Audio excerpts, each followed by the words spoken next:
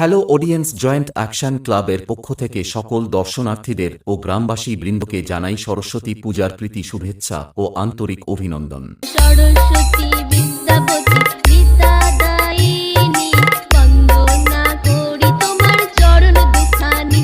Uma Editing by Saraswati Most Wanted. Vidyapati বিদ্যাদায়িনী, বন্দনা করি তোমার।